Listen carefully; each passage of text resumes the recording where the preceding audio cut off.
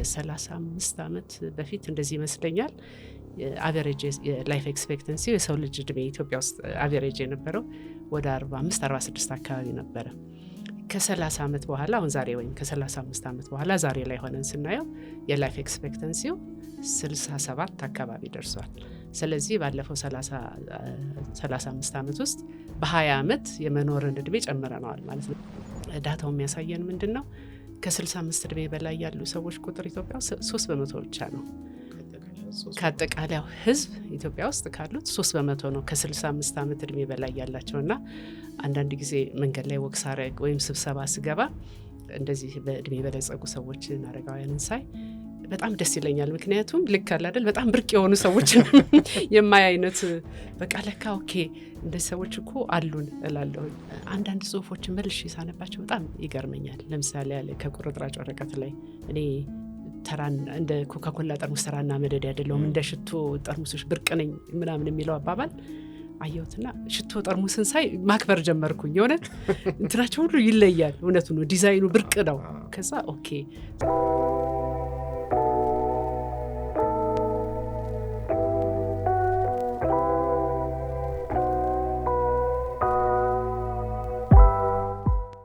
ሰላም ጤና ይስጥልን ውድ ተመልካቾቻችን እንደምን ከርማችኋል? እንደ ቤተሰብ መሰናዷችን ተጀምሯል። ዛሬም ከእንግዳ ጋር ተገኝተናል። የምናወራበትን ጉዳይ ይዘናል። እንግዲህ በመጽሐፍ ጉዳይ ላይ እናወራለን። ከኤአይ ጋር የተገናኘ ሀሳብ ይነሳል። እንግዳችን ደግሞ በመጽሐፍ ብቻ ሳይሆን ሌላ ልናወራ የምንችልበት ምናልባትም ሰፊውን ጊዜ ሊወስድ የሚችል ከስነ ህዝብ አወቃቀር ወይም ከዲሞግራፊ ጋር የተገናኘ ሀሳብን እናወራለን። ብዙም ተፈልጋችሁ ማትገኙ ሰዎች ናችሁና ዛሬ ብዙ ጥያቄ ይኖረኛል። ሰናይ ስለመጣሽ በጣም አመሰግናለሁ። እንተዋወቅሽና እኔ ከማስተዋወቅ አንቺ ራስሽን ለተመልካቾቻችን ብታስተዋውቂልን ይሻላል። እሺ፣ ሰናይ ትባላለሁ። በፕሮፌሽኔ ዴሞግራፈር ነኝ። የስነ ህዝብ ባለሙያ እንደማለት ነው። ማስተርሴን ዛሬ 25 ዓመት አካባቢ ነው መሰለኝ ከአዲስ አበባ ዩኒቨርሲቲ በዴሞግራፊ ነው የጨረስኩት እና ላለፈው 25 ዓመት ዴሞግራፊ ላይ ስሰራ ቆይቻለሁ። ከዛ በፊት ቢኤን በኢኮኖሚክስ ከአስመራ ዩኒቨርሲቲ ነው የሰራሁት። ግን ኢኮኖሚክስ ላይ ብዙ ስላልቆየሁ ወደ ዴሞግራፊው ነው ማደላውና ዴሞግራፈር ነኝ። ላለፈው 25 ዓመት ብዙ ሪሰርችም ላይ የፖሊሲ ጉዳዮችም ላይ በስነ ህዝብ ዙሪያ ብዙ ስራዎችን ሰርተናል ማለት ነው። እንግዲህ ርዕስ ከአንባቢው የምትል አንድ በመጠኗ አነስተኛ የሆነች መጽሐፍ በተለይ አማኑኤል የቁርጥራጭ ታሪኮችን እንትን ያደረገ እያነበብኩት ነበረ እና ዋናው ከዚህ ከኤአይ ጋር ወይም ደግሞ ከሰው ሰራሽ አስተውሎት ጋር በተገናኘ በይፋ እዛ ላይ ጽፈሽ ያወጣሽ ያየሁት አንቺን ነው። እስካሁን እሱ ላይ በደንብ እናወራለን። ስለ ኤአይውም መጽሐፉ ስለተጻፈበትም መንገድ እናነሳለን። ከዛ በፊት ግን ስለ ዴሞግራፊን ከተገናኘ ሀሳብ እንድናነሳ ነው የፈለግኩትና እንግዲህ እዚህ ሀሳብ ላይ የሚኖሩ ውሏቸውን ሁሉ ነገራቸው ከዚህ ጋር የተገናኘ ከሚባሉ ሰዎች አንዷ ነሽ። ለሚመለከተውም ሰው እንዲገባው ምን ማለት ነው? ለምሳሌ ቁጥሮችን እንሰማለን በየጊዜው። እንደው ከዚህ ጋር የተገናኙ ልናቃቸው የሚገቡ ነገሮች ምንድን ነው ከሚለው ጀምሪና ዲሞግራፊ በራሱ ምንድን ነው፣ ስለምን ያጠናል ከሚለው ጀምሮ እንደው እናንተ የምታውቋቸው እኛ ስናቃቸው የሚገርሙን ነገሮች ካሉ ስለ ዓለም ከዚህ ጋር የተገናኙ ልትነግሪን የሚችሉ ነገሮች ካሉ በእነሱን ጀምር። እሺ፣ በጣም ከባድ ጥያቄ ነው የጠየቅኝ።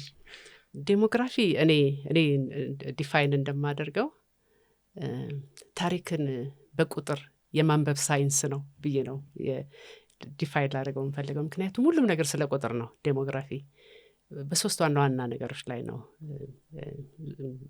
ዋነኛ መሰረቱን አድርጎ የሚነሳው። በውልደት መጠን፣ ከዛ በኋላ የሞት ምጣኔ ላይ፣ ከዛ በኋላ ደግሞ የፍልሰትን ሶስቱ ነገሮች ላይ ሞት፣ ውልደትና ፍልሰት ላይ የተያያዙ ነገሮችን ነው የሚያጠናው። የውልደት መጠን ስንል እንግዲህ እንዳልኩት ታሪክን በቁጥር ማንበብ አይደለ ያልኩት። ለምሳሌ ከ100 ዓመት በፊት የኢትዮጵያ ሕዝብ ስንት ነበረ? ከ100 ዓመት በፊት እናቶች በአቬሬጅ ስንት ይወልዱ ነበር? ከ50 ዓመት በፊት ወይም ደግሞ ከ40 ዓመት በፊት፣ 30 ዓመት በፊት እንደዚህ የሚለውን የውልደት መጠንን ስንት ልጆች ነበሩ፣ ሕዝቡ ስንት ነበረ። ከዛ ደግሞ የሞት ምጣኔ ስንል ደግሞ ለምሳሌ ምን ያህል ነበር እድሜ በዛ ጊዜ። እንደ ምሳሌ ብነግርህ ለምሳሌ ያህል ከ35 ዓመት በፊት እንደዚህ ይመስለኛል አቨሬጅ የላይፍ ኤክስፔክተንሲ የሰው ልጅ እድሜ ኢትዮጵያ ውስጥ አቨሬጅ የነበረው ወደ 45-46 አካባቢ ነበረ። ከ30 ዓመት በኋላ አሁን ዛሬ ወይም ከ35 ዓመት በኋላ ዛሬ ላይ ሆነን ስናየው የላይፍ ኤክስፔክተንሲው 67 አካባቢ ደርሷል። ስለዚህ ባለፈው 35 ዓመት ውስጥ በ20 ዓመት የመኖርን እድሜ ጨምረነዋል ማለት ነው። ስለዚህ ታሪክን ላንብብ ብትል ኦኬ ድሮ ለካ አባቶቻችን እናቶቻችን ቶሎ ነበር የሚለዩን፣ አሁን ለካ በ20 ዓመት አራዝመነዋል ትልና ምን ስለተደረገ ነው በ20 ዓመት ደግሞ የረዘመው የሚልም ደግሞ ታሪኩን ወደኋላ ጤና ላይ ልናወራ እንችላለን፣ ትምህርት ላይ ልናወራ እንችላለን፣ እርባናይዜሽን ላይ የከተማ ላይ የተሰሩ ስራዎችን ልንነጋገር እንችላለን። እና እነሱን በአብዛኛው የምትነጋገርበት እነዚህ የዛን አይነት ሁኔታዎችን የምታጠናበት ሳይንስ ነው። እንግዲህ እኔ በጣም ብዙ ጊዜ ስለ ዴሞግራፊ ሲወራ ወጣት ነው ምናምን ስለሚባል እኔ ደግሞ እውነት ነው አቨሬጁ አሁን ኢትዮጵያ ላይ አቨሬጅ የፖፑሌሽኑ ብታይ 19 ዓመት ነው አቨሬጁ። ስለዚህ ኢትዮጵያ በጣም ወጣት አቨሬጁ 19 ዓመት ያላት ወጣት አገር ናት። እውነት ነው ወጣት ናት። ግን ከዛ በላይ ግን በእድሜ የበለጸጉ ብለን የምንላቸው ኢትዮጵያ ውስጥ ጡረታ መውጫ እድሜ 60 ስለሆነ ከ60 በላይ ያሉ በእድሜ የበለጸጉ ወይም አረጋውያን የምንላቸው ወይም ደግሞ ከ65 በላይ ያሉ በጣም ሊበለጸጉ በእድሜ የበለጸጉ ከ45 ከነበረ ወደ 65-67 ያሸጋገር ነው። ስለሆነ የእነሱም እድሜ የሚለውን ስናይ ከወጣቶቹ ይልቅ ወደዛ ማተኮር እፈልጋለሁ። ምክንያቱም ዳታው የሚያሳየን ምንድን ነው? ከ65 እድሜ በላይ ያሉ ሰዎች ቁጥር ኢትዮጵያ ውስጥ 3% ብቻ ነው። ከአጠቃላዩ ህዝብ ኢትዮጵያ ውስጥ ካሉት 3% ነው ከ65 ዓመት እድሜ በላይ ያላቸውና አንዳንድ ጊዜ መንገድ ላይ ወክ ሳረግ ወይም ስብሰባ ስገባ እንደዚህ በእድሜ በለጸጉ ሰዎችን አረጋውያንን ሳይ በጣም ደስ ይለኛል። ምክንያቱም ልክ አለ አይደል በጣም ብርቅ የሆኑ ሰዎችን የማይ አይነት በቃ ለካ ኦኬ እንደዚህ ሰዎች እኮ አሉን እላለሁኝና በጣም ደስ ይለኛል። ወደዛ ላይ ማተኮር እወዳለሁኝ። እንግዲህ ከ60 በላይ ያሉት እንደዚሁ በተለይ ኢትዮጵያ ውስጥ እንዳልኩ ጡረታ 60 ላይ ስለሆነ የሚወጣው እነሱም ብርቅዬዎች ናቸው ማለት ነው። ከ50 ዓመት በላይም በጣም የሚገርም ከ50 ዓመት በላይም 10% ብቻ ነው ያለው። 90% ኢትዮጵያ ህዝብ ከ50 ዓመት በታች ነው ማለት ነው። እሱም ራሱ ከ50 ዓመት በላይ ያለንም ሰው ማግኘት ራሱን የቻለ የሚገርም ይሆናል ማለት ነው። ግን ወደዛ ወደ 65 በላይ ያሉትን ላይ ማተኮር የምፈልገው እዛ ላይ ስለሆነ 2-3 ነገሮች ላይ ትንሽ ብንሰራ ብዬ የማስበው አንደኛ ስለ እነሱ ስናወራ በተለይ ፊልሞችን ሳይ አንዳንድ ድራማዎችን ሳይ እነሱን ከፍ አድርጎ የማውጣት የእነሱን እውቀት የእነሱን ጥበብ ላይ የሚያተኩር ነገር ሆኖ አላየውም አንዳንዴና ኦኬ እነዚህ በጣም ድንቅ የሆኑ ብርቅዬ የሆኑ ጥበብ ደግሞ ያላቸው ምክንያቱም ላለፈው 60-65 ዓመት ያለፉበት ሊነግሩን የሚችሉ ሰዎች ስለሆኑ እነሱን ጥበበኞች እንደሆኑ አድርገን ብንቀርጻቸው ፊልምም ላይ ድራማም ላይ ያንን አድርገን ብናሳያቸው። ሁለተኛ ደግሞ ምንድን ነው የሚፈልጉት ብለን ጠይቀናቸው ስናቀለን ወይ አሁን ከዚህ ከዴሞግራፊ ጋር ተያይዞ በተለይ ከ65 ዓመት በላይ የጤናው ሴክተር ላይ ትንሽ በርደን ይፈጥራል። ምክንያቱም የተለየ አይነት ህመም የመገጣጠሚያ ህመም ሊሆን ይችላል፣ የስኳር ህመም ሊሆን ይችላል፣ የአርትራይትስ ሌሎችም ህመም አብሮ ስለሚኖር የህመሙ ላይ ማነው እዛ የጤናው ሴክተር ላይ ትንሽ በርደን ይዘው ይወጡ ይሆናልና እሱስ ላይ ኦኬ ምን ማድረግ እንችላለን፣ እንዴት ነው ደግሞ የተሻለ ልናደርግ የምንችለው የሚለውን። ከዛ በተጨማሪ ግን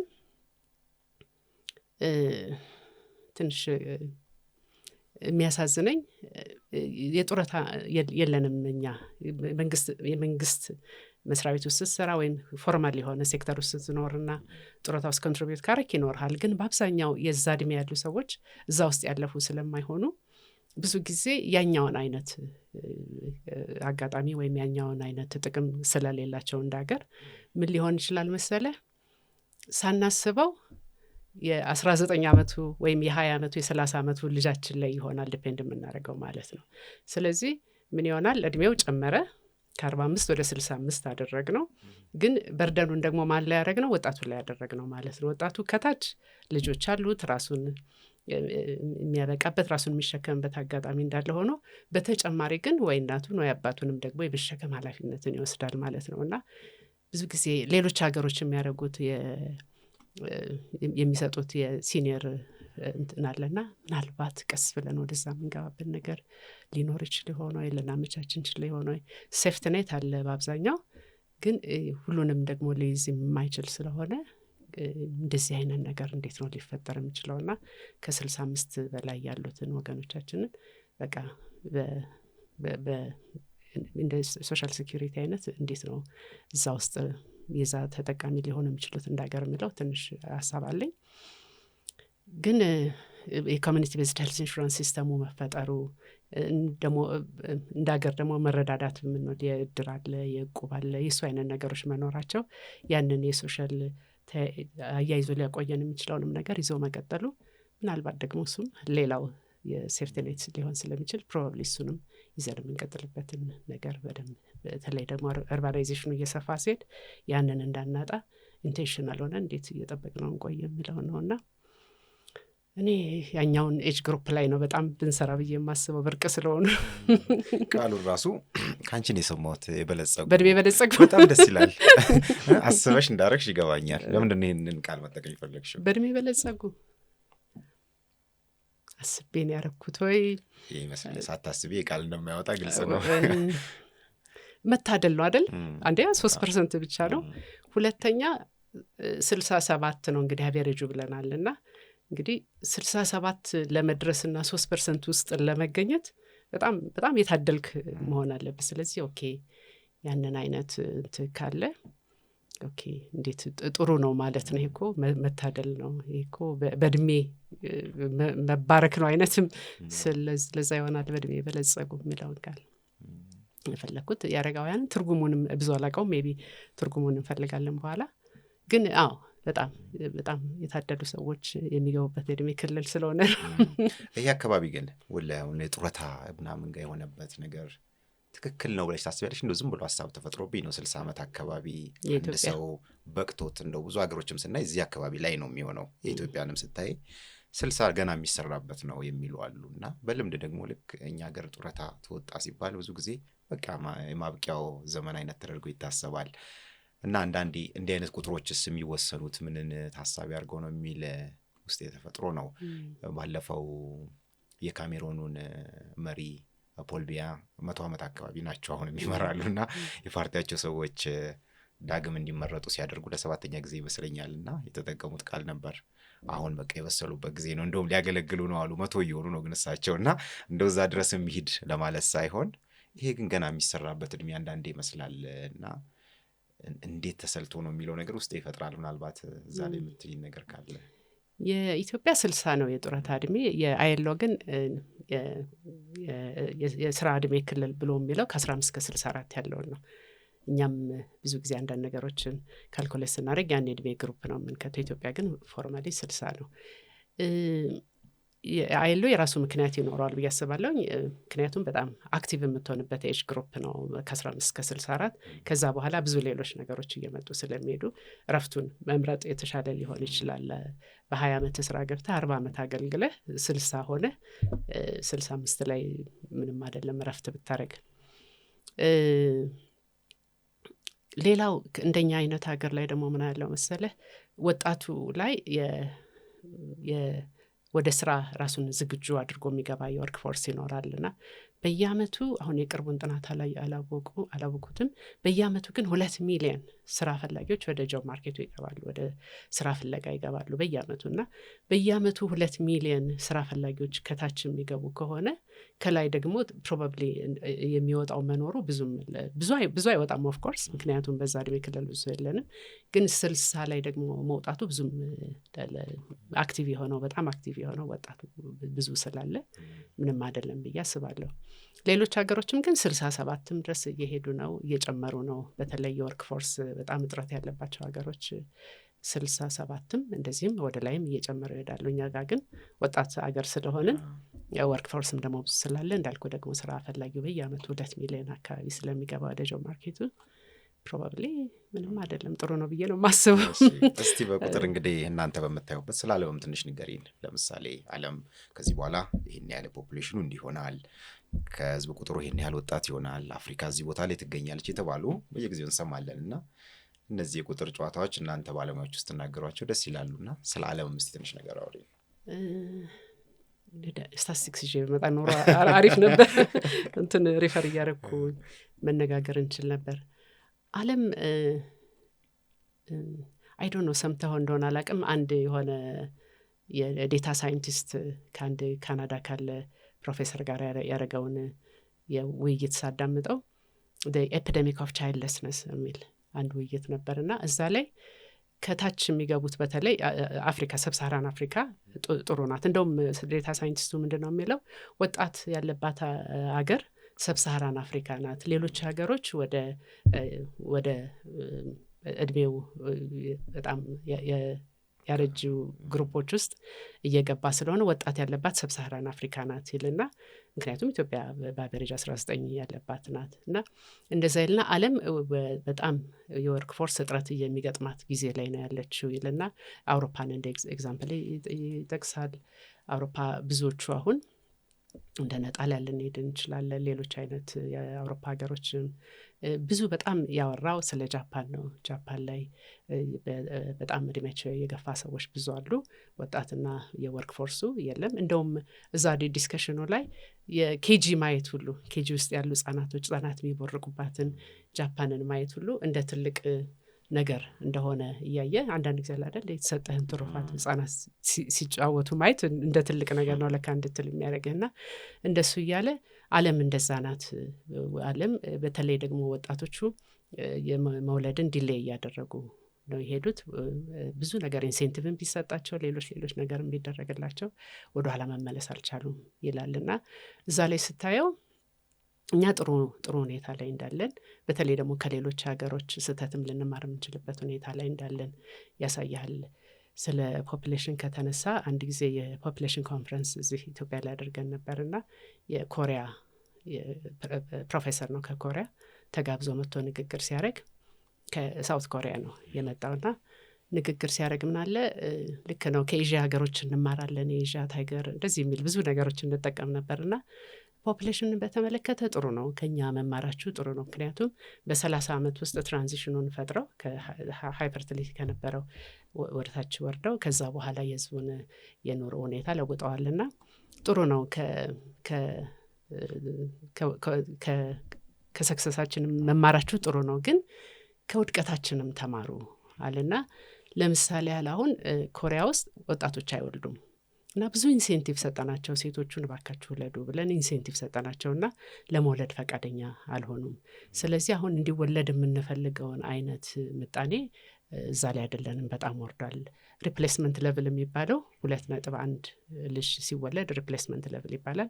ኢትዮጵያ አሁን 4 አካባቢ ናትና ከ2.1 ከወረደ ሪፕሌስም የማይደረግበት ደረጃ ላይ ነው ማለት ነውና በጣም ወርዷል የነሱ። ስለዚህ በጣም ፈጣን የሆነ እንትን ኖሮ ትራንዚሽን ኖሮ ሪፕሌስመንት ሌቭል ወርዶ ሪቨርስ ማድረግ የማይቻልበት ሁኔታ እንዳደርሱ ከኛ ተማሩ ያለው ነገር አለ እና ስለዚህ ፕሮባብሊ እኛም ከዛ የምንማርበት ነው። ግን በአጋጣሚ ግን ተሳስተን አይደለም የምንማረው፣ ከሌላው ስህተት እየተማርን እኛ እንዴት አድርገን ፊክስ እናድርገው የምንለው ነገር ይኖር ይሆናል።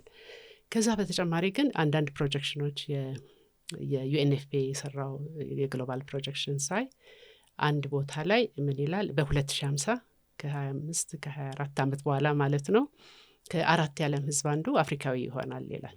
ኦኬ ከ4 የዓለም ህዝብ አንዱ አፍሪካዊ የሚሆን ከሆነ 2050 ላይ ኢትዮጵያ ራሷን የት ነው የምታየው የሚለውንም ጥያቄ እንድጠይቅ ያደርገኛል። ኦኬ ስለዚህ የተማሩ ሰዎችን በዚህ ቁጥር መጨመር አለብን። ዩኒቨርሲቲ የጨረሱ ሃይስኩልን የጨረሱ ጤናማ የሆኑ ብዙ ነገሮች ያሉ አይደለ ከስታቲስቲክስ ጋር ተያይዞ ከቁጥር ጋር ተያይዞ ኢትዮጵያን የሚገልጻት እነሱ ነገሮች በሙሉ አሁን ሰርተንበት በፍጥነት ሰርተንበት የሚቀጥለውን 25 ዓመት ውስጥ በ2050 ከ4 የዓለም ህዝብ አንዱ ምንሆን ከሆነ እንደዛ አይነት ኢትዮጵያዊውን ላበቃ ይገባኛል የሚል ፕላን ውስጥ እንድትገባ ሊያደርግ ይችላልና ለዚህ ነው የዓለም ነገርን በደንብ ታየዋለህ። አፍሪካንም ታየዋል። አፍሪካ ቅድም ሰብሳራን አፍሪካ ነው ያልኩ፣ ኖርስ አፍሪካም አለ። ስለዚህ ኦኬ እንዲህ አይነት አካሄድ የሚካሄድ ከሆነ አፍሪካም እንዲህ ከሆነ ዓለምም እንዲህ የሚሆን ከሆነ ለኢትዮጵያ ምን ማለት ነው? እንዴት አድርገን ለዛ ኮንትሪቢዩት ልናደርግ እንችላለን? ለግሎባል ማርኬቱ ኮንትሪቢዩት ልናደርግ የምንችለው ከ25 ዓመት በኋላ ምን አይነት ስራ ነው የሚፈለገው? ኤአይም እየመጣ ነው አሁን። ኢትዮጵያ ደግሞ እንዴት አድርጋ ነው ያንን ልትቆጣጠረው የምትችለው የሚለውንም ልናስብ የምንችል ይመስለኛል። እና ቁጥሮችን ማንበብ፣ ቁጥር ታሪክን ይነግራል ብዬ የለ ታሪክን ብቻ ሳይሆን ወደፊትንም ይናገራል። ግን ወደፊትን ደግሞ መለወጥ በእጅህ ነው። ስለዚህ ወደፊትንም ደግሞ እንዴት አድርገን እናስተካክለው፣ እንዴት አድርገን ያ አደጋም ሳይመጣ ራሳችን እንዴት ምን እርምጃ እንውሰድ፣ እንዴት እንጠቀምበት የሚለው ነው ፕሮባብሊ እንድታውቂ ያደርግ ይሆናልና ስለ ዴሞግራፊ ከሆነ ረጅም ይሆናል ዲስከሽን። እንግዲህ እስቲ ስለ አሁን ኢትዮጵያን ቅድም ስታነሺ ነበር 19 አካባቢ ያለው ወጣት ብለን እናስብ እሱ ቁጥር። ከዛ ደግሞ በዚህ መልኩ አስቤ አላቅም ከ65 ምናምን በላይ ያሉት አንቺ እንደተጠቀምሽ የበለጸጉት የሚባሉት ደግሞ 3% ብቻ። ምንድን ነው የሚሰጠን ትርጉም? አሁን አንቺ እንዴት አይነት ስሜት ነው የሚሰጠች እንደዚህ አይነቱን ነገር ስታየው? ብዙ የወጣት ቁጥር ያላት በጣም ትንሽ ደግሞ እድሜያቸው ከፍ ያሉባት ሀገር ነች ብለን ስናስብ ማሰብና መዘጋጀት ያለብን እንዴት ነው? ምንድን ነው የሚያሳስብሽ አሁን እነዚህ ነገሮች ስታይና ተስፋም እንድታደርግ የሚያደርጉሽ ነገሮች ምንድን ናቸው? የስነ ህዝብ ትሩፋት የሚለውን ቃል ዴሞግራፊክ ዲቪደንድ ስነ ህዝብ ትሩፋት ላይ በጣም ብዙ ተሰርቷል። የኢትዮጵያን አካዴሚ ኦፍ ሳይንስስ፣ ዩኒቨርሲቲዎቹም፣ የኤንጂኦ ሴክተሩም የስነ ህዝብ ትሩፋት ላይ ብዙ ነገሮች ተሰርቷል። የስነ ህዝብ ትሩፋት ምንድን ነው? በተለይ እንደኛ ወጣት ህዝብ ያለው አገር ትራንዚሽኑ በጣም እየፈጠነ ሲሄድ ከታች የሚገባው የሚወለደው እየጠበበ ሲሄድ የወጣት ቁጥርና የ15 እስከ 64 ያለው የሰራተኛው ቁጥር በጣም እየሰፋ ስለሚሄድ ብዙ ስራ ሊሰራ የሚችል የወርክ ፎርስ እጅህ ላይ ያለና ያንን ለመጠቀም ምን ማድረግ አለብን፣ ምን ላይ ብንሰራ ጥሩ ነው የሚለው ነው። ከዛ ካለኝ ህዝብ ምን ላይ ብጠቀምበት እንዴት ባረግ ትሩፋቱን ላገኝ እችላለሁ የሚለው ነው የስነ ህዝብ ትሩፋት ወይም ዴሞግራፊክ ዲቪደንድ የሚባለው። እና እዛ ላይ በዋነኝነት 4 አይነት ነገሮችን ነው ያስቀመጡት። አንደኛው ትምህርት ላይ መስራት አለብን። በቃ ትምህርት ላይ ስንሰራ የተማረ ህዝብ ያስፈልገናል ከታች የሚገባው። ምክንያቱም ነገ ከ15 ከ20 ዓመት በኋላ ወርክ ፎርስ ውስጥ ነውና ዛሬ የተወለዱ ልጆችን እንዴት አድርገን ብቁ የሆነ ትምህርት እንዴት እንስጣቸው የሚለው ነው። ብቁ የሆነ ትምህርት ብቻ ሳይሆን ጤናማም ሆነው ለትምህርት ሬዲ እንዴት እንዲሆኑ እናደርጋቸው ነውና ትምህርት ላይ በጣም መስራት አለብን። ተደራሽ እንዲሆን ማድረግ አለብን። የተማረ ትውልድ ልናፈራ ይገባል። ስለዚህ አንደኛው ፒላር ኢንቴንሽናል የሆነ ትምህርትን የምታስተምርበት ነው። ነገን ሊናገር የሚችል ትምህርት ዛሬን ዲዛይን እያረክ ማለት ነው። ሁለተኛው ጤና ነው። ጤና ላይ ቁጥር ነው ሁልጊዜ አይደለ ብዬ የለ ምንድን ነው አሁን ያለው የጤና ችግር የሚለውን ካየ በኋላ ምን ላይ እንስራ የሚለውን ደግሞ ልታዩ ይገባል። ስለዚህ ጤና የእናቶችም ጤና ሊሆን ይችላል፣ የወጣቶችም ጤና ሊሆን ይችላል። በተለይ አሁን ከተለያዩ ነገሮች ጋር መጽሐፉ ላይ እንዳለው የሜንታል ሄልዝ ኢሹም ስላለ ከተለያዩ ነገሮች ጋር ወጣቶችን የወጣት ዋነኛ የሚባለው የጤና ኢሹ ምንድን ነው የሚለውን ካየን በኋላ እዛ ላይ ሰርተን እንዴት እናሳንሰው፣ እያሳንሰን እየቀነስ ነው እንምጣ የሚል ይኖራል። ሁለተኛው እሱ ነው። ስለዚህ አንዲያው ትምህርት ነው፣ ሁለተኛው ጤና ነው፣ ሶስተኛው ስራ ፈጠራ ነው። ምክንያቱም አስተምረህ ደግሞ ስራ እንዲኖራቸው ልናደርግ ይገባል። ስራ ፈጠራ ላይ ስራ መፍጠሩ እንዳለ ሆኖ ከባድ ስራ ነው ባይዘው ወይ ስራ መፍጠሩ መቻል እሱ እንዳለ ሆኖ ግን ስራን የሚያከብር ትውልድም መምጣት መቻል አለበት።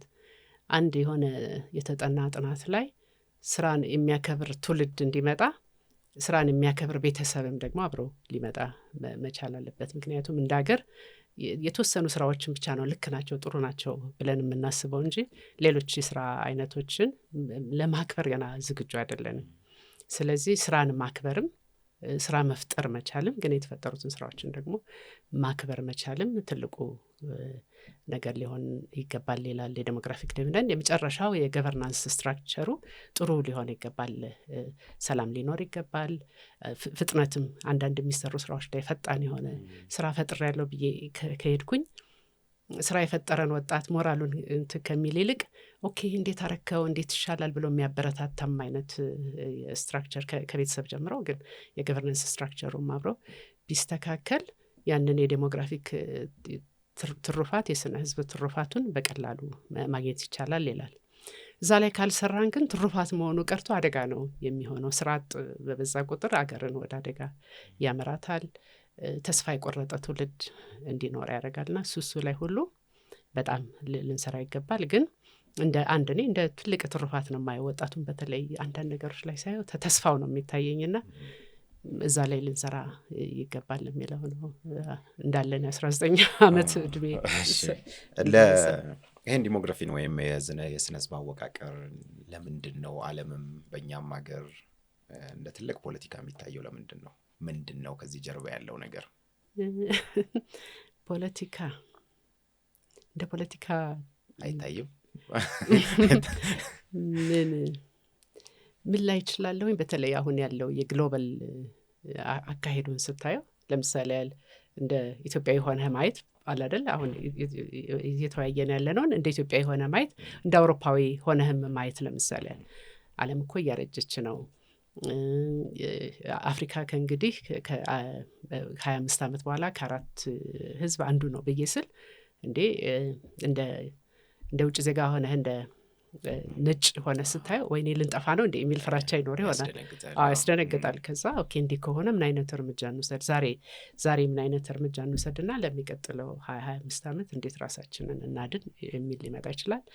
ግን ደግሞ አንድ ጊዜ አንድ ኮንፈረንስ ላይ አንድ የአይቲ ላይ ያለ ሰው ይመስለኛል የተናገረው ምንድን ነው ፊውቸሩ ከአይቲ ጋር የተያያዘ ፊውቸር ነው የሚሆነው እና ያንን የምናደርግ ከሆነ የዓለም ህዝብ በተለይ አፍሪካ ለዛ ሬዲ መሆን ይኖርባታልና ኢንቨስት አድርገን ወጣቱ ያንን የሚያውቅ አይቲ አጠቃቀምን የሚያውቅ በጣም የሰለጠነ እውቀት ያለው ወጣት እንዲሆን ማድረግ እንችላለን ብሎ ስላለ በቃ ነገ የማይቀር ከሆነ ከ4 የዓለም ህዝብ አንዱ አፍሪካዊ የሚሆን ከሆነ አፍሪካ ላይ ኢንቨስት አድርገን ቢያንስ በደንብ የዓለምን ነገር ሊጠቀም የሚችል ወጣት ማዘጋጀት ይኖርብናል ነው።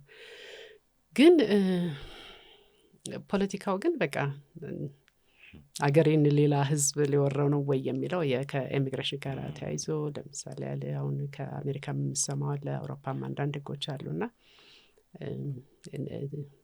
በስደት የመጡ ሰዎች አንደኛው እንትን አይደለ ዴሞግራፊ የመጡ ሰዎች እንዴት ነው አገሬን የሚወርሱብኝ የሚለው ፍራቻ ሊኖር ይችላል። ግን በአንድ በኩል አንደርስታንድ የምታደርገው ፍራቻ ነው። በሌላ በኩል ግን የማይቀር ከሆነ ለሱ እንዴት እንዘጋጅ፣ ምን አይነት ዝግጅት እናድርግ የሚለውን ቢያስቡ ነው የሚሻል ይመስለው። ለእኛም እንዳገር ከሌሎቹ ምን እንማር? ምክንያቱም በቃ እነሱ ያንን ሄደዋል። ስለዚህ ኦኬ የሄዱበት አካሄድ ምን ይመስል ነበር? ከ50 ዓመት በኋላ ከ100 ዓመት በኋላ እዛው መድረስ የለብንም። የእነሱን ስህተት እኛም ደግመንና ምን እንማራለን? እሺ እኛስ እንዴት እናድርግ የሚለውን እንድናይ ምድል ይሰጠን ይሆናል ብዬ አስባለሁ። እሺ ትንሽ እንግዲህ ቁጥርና በግምት የምናደርጋቸው ነገሮች ላይ ትንሽ እንድናወራ ነው። ስለኛ ሀገር እንድናወራ ነው። ብዙ ነገሮቻችን በግምት ይደረጋሉ። በእናንተ ሙያ ደግሞ እያንዳንዱ ነገር የተለካ የተቆጠረ መሆን አለበት። ከህዝብ ጀምሮ ምን ያህል ህዝብ አለን የሚለው የተለያየ ቁጥር በየጊዜው እንሰማለን። የተቆጠረ ትክክለኛ ነገር የለንም። ሊሰራ ሲችሉ ለምሳሌ አዲስ አበባ ህዝብ ቁጥር አንዳንዱ 4-5 ሚሊዮን አድርጎ ያቀርበዋል። አንዳንዱ 10-12-15 ሲባል ይሰማል በመንግስት ኦፊሻሎች ጭምርና መፍትሄም ሲፈለግ የትራንስፖርት ችግርን ነፍታ ሲባል ለምን ያክሉ ህዝብ ለየትኛው ተብሎ ተቆጥሮ የሚታወቅ ነገር የላቸውም። ብዙ ነገሮቻችን ግምት ይሆናሉ። በትምህርትም በጤናውም በሌላውም ላይ ስንመጣ ይሄ የሚያጎልብን ምንድን ነው? ይሄንን ቆጥሮ ማወቁስ አስፈላጊነቱ ምኑ ላይ ነው? የእኛን ነገር ትንሽ እንድናወራበት ነው። ልክ ነው። ሴንሰስ ከተካሄደ 20 ዓመት ሊሆነው ነው። አሁን አይ ቲንክ የሚቀጥለው ዓመት 2007 በፈረንጆች ነው የተደረገውና የሚቀጥለው 2027 ላይ 20 ዓመት ይሆነዋል። እንደ ሀገር በየ10 ዓመቱ እናደርገዋለን ብለን ያሰብነው ነው። ግን በተለያዩ ምክንያቶች ግን አልተደረጉም። ያ ማለት ግን ቁጥሩን አናቅም፣ አክቹዋል ቁጥሩን አናቀውም እንጂ የኢትዮጵያን ህዝብ ቁጥር ግን አናቀውም የሚል አይነት አይደለም። ለምሳሌ ፕሮጀክሽን ይሰራል። የሴንትራል ስታቲስቲክስ ኦፊስ ፕሮጀክሽኖችን ይሰራል በየጊዜው። እንደውም ብዙ ጊዜ የምመኘው ምንድነው ቁጥር ስንጠቅስ እዛ እነሱ የሚያወጡት ዳታ አለና እዛ ላይ ተመረኮዘ እንትን ብናወጣ ዳታ ብናወጣ ላለው አሁን የዩኤንን ፕሮጀክሽን ብታየው ኢትዮጵያን 130 ሚሊዮን አካባቢ ህዝብ አድርጎ ነው የሚያወጣው። የኛን የሴንትራል ስታቲስቲክስ ስታዩ ደግሞ 111 ሚሊዮን አካባቢ ይመስለኛል ዘንድሮና የ20 ሚሊዮን አካባቢ ልዩነት አለው። ስለዚህ እኔ ሁል ጊዜ የማደርገው የኛን ፕሮጀክሽን ነው የምወስደው። ምክንያቱም ፕሮጀክሽኑን ሲሰሩትም ሆነ ሪቫይስ ሲያደርጉት እዚሁ ካለው የተለያየ ሴናሪዮ ስለሆነ ተጠቅመው ፕሮጀክት የሚያደርጉት እዚሁ ያለው ሪያሊቲ ነው ያውና ኦኬ ወደዛ ሊሄድ ይችላል የሚል ነገር ይገምታሉ። ያንን እንወስዳለን። ግን እውነት ነው ሴንሰሱ ቢኖር ኖሮ አክቹዋል ነምበር ይኖረናል። አክቹዋል ነምበር ላይ ቤዝ ያደረገ የአንዳንድ ነገሮች አቅርቦት እንዳልከው የትምህርትም ሊሆን ይችላል፣ የመንገድም ሊሆን ይችላል፣ የቤት አቅርቦትም ከዴሞግራፊ ጋር ማያያዝ ነገር የለም ማለት ያንን ለማድረግ እድል ይሰጠን ነበረ። አክቹዋል ቁጥሩንም እንድናቀው ያደርገን ነበር። ግን በአጋጣሚ አልሆነም ማለት ግን ቁጥሩን አናቀው ማለት አይደለም። ፕሮጀክሽን ላይ ስላለ የተወሰነ አንድ ቦታ ላይ በጣም ልናሰፋው እንችላለን፣ አንድ ቦታ ላይ ልናሰንሰው እንችል ይሆናል እንጂ በተወሰነ ሁኔታ መስራት የምንፈልገውን ማቀድ የምንፈልገውን ፕላን የምናደርገውን ነገር ሊያስደርግልን እንችላሉ ያስባለሁ። ሌላው አሁን ካንተ ጋር ስነጋገር ያወቅኩት ነው የመጣልኝ ነው የፋይዳ መታወቂያ አሁን እያወጣን ነውና በብዙ ሚሊዮን የሚቆጠሩ ኢትዮጵያውያኖች የፋይዳ መታወቂያ ያላቸው። ስለዚህ አሁን ናዊ ነው የትኛው ምን ጋር እንደሚሆን ስንት ህዝብ እንዳለ ቢያንስ ከ18 ዓመት በላይ ያለው ህዝብ ቁጥራችን ስንት ሊሆን እንደሚችል የምናውቅባቸው መንገዶች እየኖሩ ስለሚሄዱ ፕሮባብሊ እዛ ላይ ያሉትን አለ አይደለ በወረዳ ለብል በቀበሌ ለብል ከፍ እያለም በሪጅንም ለብል ስንት ሊሆን ይችላል የሚለውን አመላካች ቁጥሮችም ሊኖሩን ይችላሉ ብዬ አስባለሁ። ኤኒዌይ እውነት ነው ቆጠራው ቢኖር ጥሩ ነው። ያ ማለት ግን ቁጥር የለንም ማለት ግን አይደለም። አሉ ፕሮጀክሽን መጠቀም እንችላለን። እሺ እስቲ እንግዲህ ከዚህ ነው ትንሽ ወጣ እንበል ደግሞ ሰናይት ስለ ራሷ ትንገረና ስለ ልጅነቷ ስለመጣችበት መንገድ ከዛ አሁን ያለሽበት ሙያ ላይ እስክደርሽ ያለውን ነገር ትንሽ እናውራና ሌላም ማነሳው ጉዳይ አለ እንደ መሸጋገሪያ ይሁንና እሱ ላይ ትንሽ እናውራ። ከባድ ጥያቄ ነው የጠየቀኝ። ምክንያቱም ስለ ልጅነት ማውራት ከባድ የድሮ ታሪክ ነው። ግን አይጠፋም ያው አንዳንድ ነገር አይጠፋም። እዚሁ አዲስ አበባ ነው ተወልጄ ያደግኩት። ደጃችቤ አካባቢ ነው የተወለድኩት። ስለዚህ የደጃችቤ ልጅ ነኝ ማለት ነው። አንዳንዴ እንደውም በቃ ደጃችቤ ነኝ የሚለው ነገር ይቀለኛል። ያው እንዳልኩ አስመራ ዩኒቨርሲቲ ቢኤ አስመራ ዩኒቨርሲቲ ነው የጨረስኩት። የዛ ጊዜ አስመራ የኢትዮጵያ ክፍል የነበረችበት ጊዜ ነውና አስመራ ተመድበን ጨርሰን መጥተን ነው እዚህ ያን ጊዜ ስራ የሚሰጥህ እጣ አውጥተ ነው እንጂ ስራ ፈለጋ አይሄድም ነበርና እጣ አውጥቼ ኪራይ ቤቶች የከተማ ልማት ስር ኪራይ ቤቶች ይብል ነበር። እዛ እጣ አውጥቼ እዛ ሄድኩኝ። እዛ የተወሰነ ዓመት 10 ዓመት ይመስለኛል ካገለገልኩ በኋላ ነው ወደ ዴሞግራፊው ሄድኩት።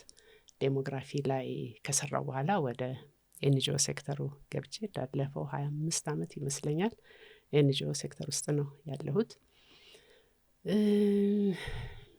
የሚገርም ከልጅነት ጀምሮ ዝም ብሎ የቀን እንትኖች ቆይታ የቀን ውሎ ነው የሚባለው ውሎዬን መጻፍ ወድ ነበርና አሁን ወደ ኋላ ዝም ብዬ አንዳንድ ነገሮችን ሳይው ድሮ የጻፍኳቸው 18 ዓመት ሆኜ የጻፍኳቸው ወይም በልጅነት የጻፍኳቸው አንዳንድ ትንንሽ ማስታወሻዎች አያለሁኝና ኦኬ እነሱ የየቀን የመጣሁበትን አንዳንድ ውሎዎች ያሳያሉና ኦኬ ለካ በልጅነቴ እንደዚህ መጻፍ ከቻልኩኝ ጎበዝ ጻፊ ነኝ ማለት ነው የሚለው ነገር እንዲመጣብኝ ያደረገኝና ይሄኛው ውስጥ የተደበቀው ፍላጎትና ማንነት ወዴት ያመራኝ ይመስልሃል?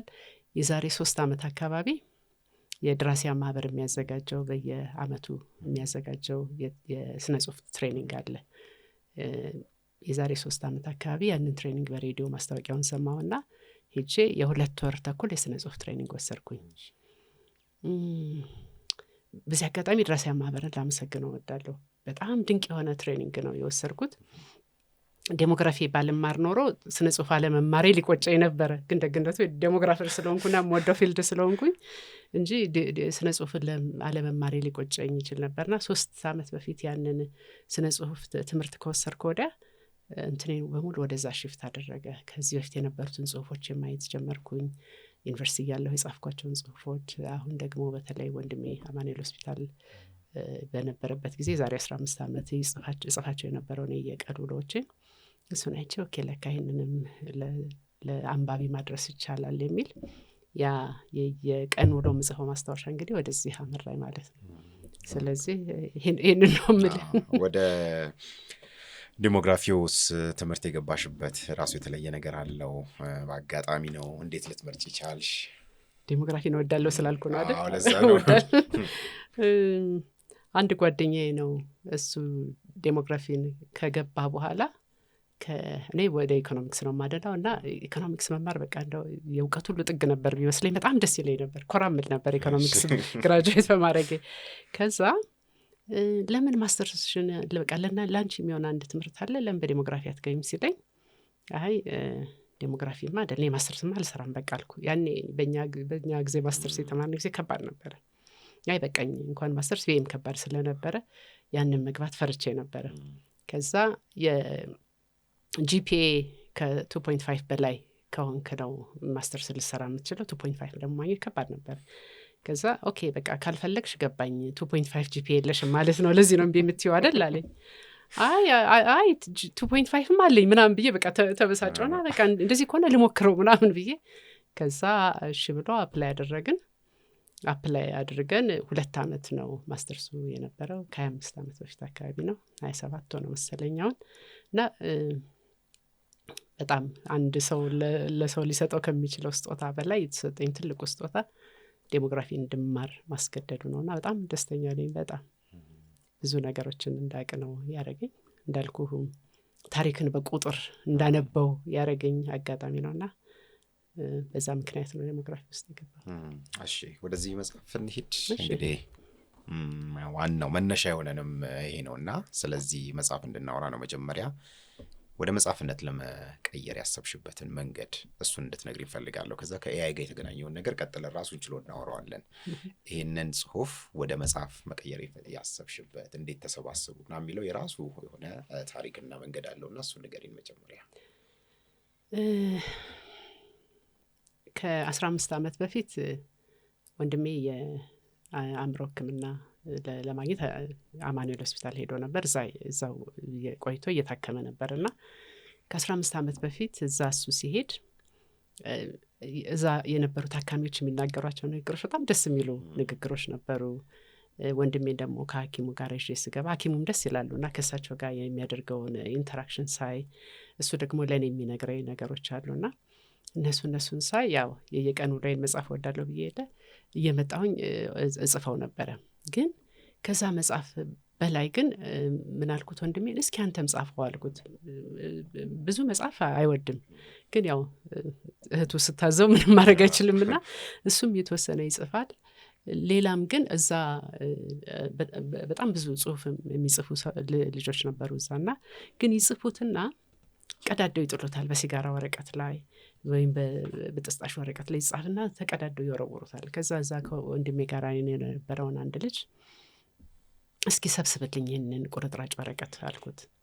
እሺ ብሎ ቁርጥራጭ ወረቀቶችን ሰብስቦ እንደውም አለ አሁን ብታይ በጣም ትልቅ ፌስታል ሙሉ ቁርጥራጭ ወረቀት ነውና እሱን ሰበሰበልኝ። እሱን ሰብስቦ ሲመጣ ያንን ቁርጥራጭ ወረቀት አሁን ታሪኮቹን እያገጣጠምኩኝ መጽሐፍ ጀመርኩኝ። ወደ ከንትን ወደ ጽሁፍ መቀየር፣ ከዛ ወዲያ ታይፕ ማድረግ ማለት ነው። እየጻፍኩ እያለ አንዳንድ ነገሮቹ በጣም ድንቅ እንትን አለው። ይሄንን ነገር አንድ ቀን መጽሐፍ ይወጣል እያልኩኝ ሰብስቤ ዝም ብዬ ያስቀመጥኩት ነበር። አሁን በተለይ የዚህ የስነ ጽሁፍ ትምህርት ከጨረስኩ በኋላ በእጄ ላይ አለ እነዛ ቁርጥራጭ ወረቀቶች አሁንም ፌስታል ሞልተው ቁጭ ብለዋል። ይሄኛውን የጻፍኩት አለ። ከዛ ለምን ይሄንን ለንባብ አላበቃውም ብዬ አሰብኩኝ። ከዛ ሙሉን አላወጣሁትም። በጣም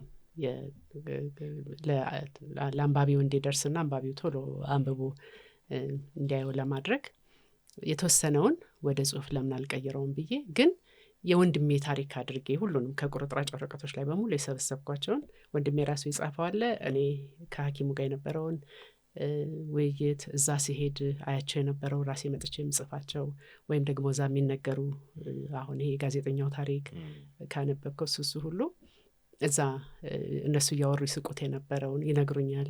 ወይም ደግሞ ከቁርጥራጭ ወረቀት የተገኘውን በሙሉ በአንድ ሰው ታሪክ የወንድሜ ታሪክ አድርጌ መልሼ የጻፍኩትና ይሄኛው በቃ ለምን ወደ ጽሁፍ አይወጣም ብዬ እያሰብኩ እያለ ይህንን ለአርትዖት ስራ የወሰድኩት እንደሆነ አርታዩ በጣም ጤናማ ሊያደርገው ይሄን ቃል አውጪው ሊለኝና ኦርጋኒክ የሆነውን ኦሪጂናል የሆነውን የታካሚዎቹን ቃላቶች ልንተዋቸው ነው ማለት ነው። ከዛ እንደዚህ ከሚሆን ለምን ከኤአይ ጋር አልሰራውም አልኩና ኤአይን 15 ዓመት በፊት አንተ ነው ምለው ባይዘው 15 ዓመት በፊት ወንድሜ አማኑኤል ሆስፒታል በነበረ ጊዜ የተጻፈ ጽሁፍ ነበረ እና እኔ የተሰበሰብኳቸውን ጽሁፎች በሙሉ እንደ የወንድሜ አንድ ታሪክ ወጥ ታሪክ አድርጌ ጽፌዋለሁ። ለአርታኢ መላክ አልፈለኩም፣ ግን እንደ ሶስተኛ ወገን ምልከታ አድርግና መልሰ ጻፈው እስቲ አልኩት ስለው ደቂቃ በማይሞላ ጊዜ ውስጥ በጣም አሳምሮ ሶስተኛ ወገን ምልከታ አድርጎ አውጥቶ ሰንዲ በለኝ ስላልኩት ሰንዲ ነው የሚለኝ። ሰንዲ በጣም ድንቅ ጽሁፍ ነው፣ ልጨምርበት እንደ ቻፕተሮች አለ። ኦሪሊ ቻፕተር መጨመር ትችላለህ አልኩት። አዎ ጨምርልሻለሁ አለና ቻፕተሮች ይጨምር ጀመረ።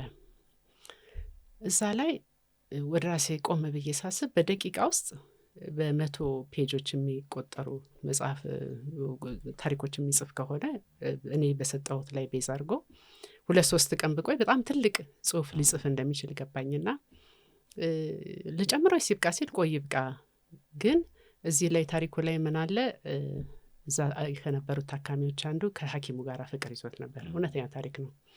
ከሐኪሙ ጋር ፍቅር ይዞት ነበርና እንትኑ ጨምሮ ሲሰራልኝ ኤአይ ምን አደረገ፣ ሐኪሟ መልሳ እሱን ፍቅር ከሱ ጋር ፍቅር እንደወደቀች አድርጎ ጻፈው። መጀመሪያ ወድጀው ነበረ። በኋላ ግን ይኸውልህ ይሄ ኤቲካል አይደለም፣ ሐኪም ከታካሚው ጋር ፍቅር ባይዘው ጥሩ ነውና በቃ ይሄን ፓርት አውጣውና እንደገና እስቲ ለውጠህ በሌላ ጻፈው አልኩት። እሺ እውነትሽን ነው ልክ ነሽ ሐኪም ልክ ነው እውነት ነው ሊይዝ አይገባው ምናምን ብሎ አውጥቶ ጻፈው። ከዛ ኦኬ እዛ ላይ አቆምኩትና ይብቃ ሲለኝ አዎ ይብቃ አልኩት። ከዛ ግን ጽሁፍሽ ውስጥ ከቁርጥራጭ ወረቀቶች የተገኙ ታሪኮች የሚልም ስላለበት ቁርጥራጭ ታሪኮች የሚል ጽሁፍ ብቻ አልጻፍልሽ እንዴ አለኝ። እሺ ቁርጥራጭ ታሪኮች የሚለውን እስኪ ጻፈው አልኩት። ከዛ ቁርጥራጭ ታሪኮች የሚል ጻፈ በራሱ። የእውነት እሱ ላይ በጣም አንድ ያገረመኝ ግን ኢሞሽናል የሚያደርገኝ ቦታ አለ። በጣም ያመሰገንኩት ኤአይን ሐኪሞቹን እንደ ሐኪምና እንደ ሶስተኛ ወገን ነው እንጂ የማስባቸው እኔ በጣም ማዝነው የነበረው እዛ ላሉት ለታካሚዎቹ ነው እንጂ ሐኪሞቹ እንዲህ አይነት ፔን ውስጥ ያልፋሉ ብዬ አዝኜላቸው አላቅም ነበርና ግን እዛ ላይ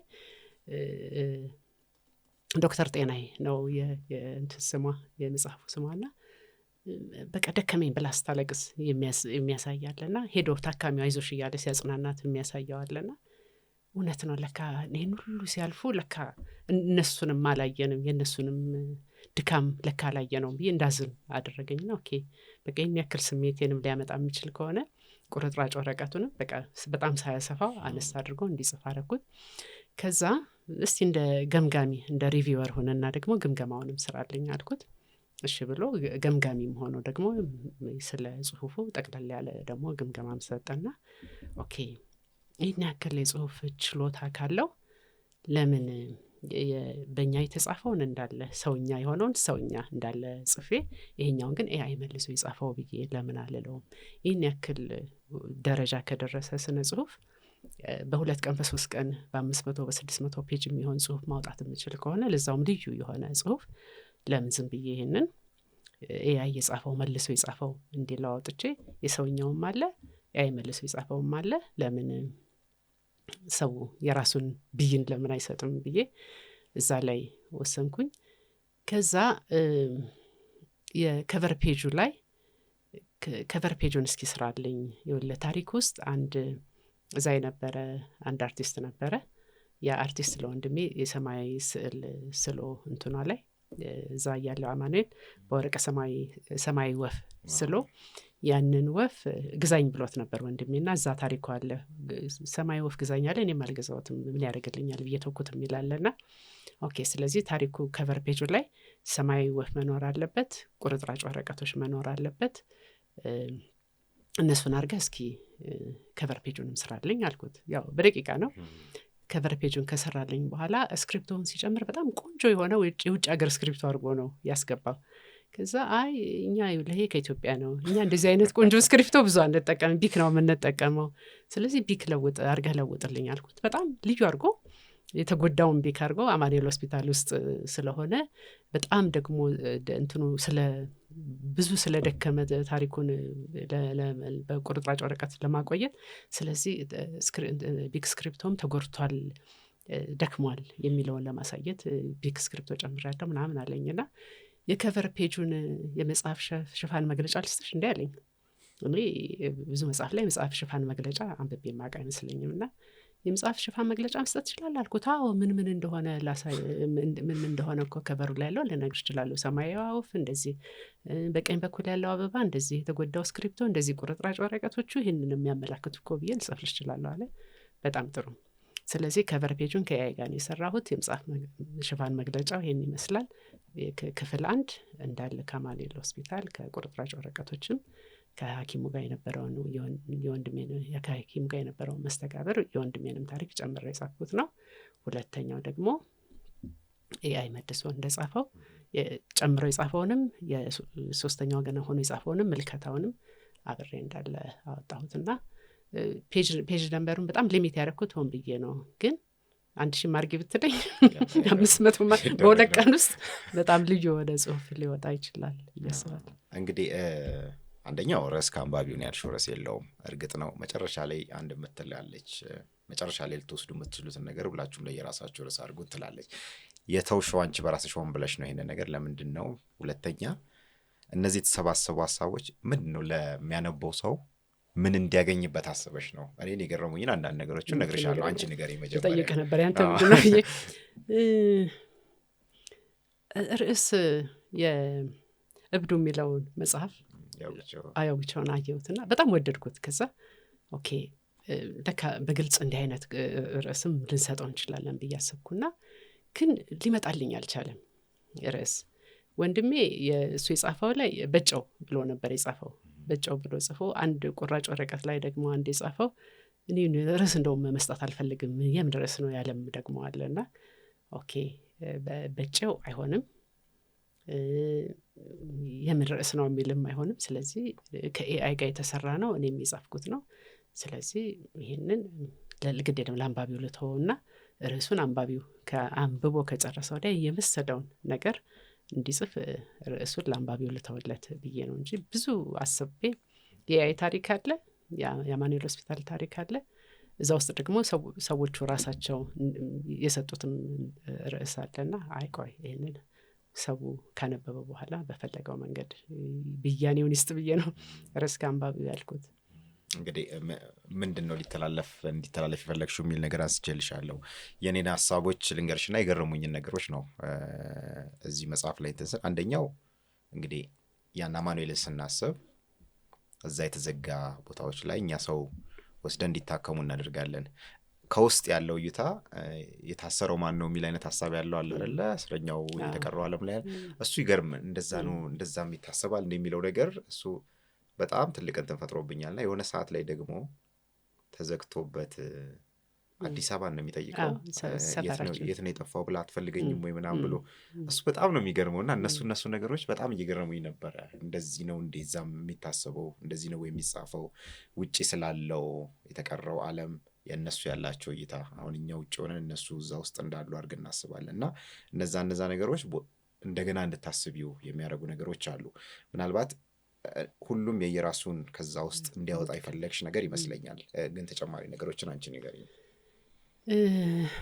እንዳልኩ ከ15 ዓመት በፊት ነው የተጻፈውና አንዳንድ ጽሁፎችን መልሼ ሳነባቸው በጣም ይገርመኛል። ለምሳሌ ያለ ከቁርጥራጭ ወረቀት ላይ እኔ ተራን እንደ ኮካኮላ ጠርሙስ ተራና መደድ አይደለሁም እንደ ሽቶ ጠርሙሶች ብርቅ ነኝ ምናምን የሚለው አባባል አየሁትና ሽቶ ጠርሙስን ሳይ ማክበር ጀመርኩኝ። የእውነት እንትናቸው ሁሉ ይለያል። እውነቱ ነው፣ ዲዛይኑ ብርቅ ነው። ከዛ ኦኬ ስለዚህ እኔ ብርቅ ነኝ የተለየው ነኝ አይነት ነው። ኦኬ እንዲህ አይነት አባባሎች ለካ አንዲያ ጽሁፍም ይችላሉ፣ አጻጻፍም ይችላሉ፣ ውስጣቸውንም መናገር ይችላሉ የሚለውን ኦኬ ይህንን ምንም ጥርጥር የለውም። ታሪካቸውን ቁርጥራጭ ወረቀትም ቢሆን አትሊስት ዶክመንት አድርጎ ማቆየቱ ጥሩ ነው የሚል ነው።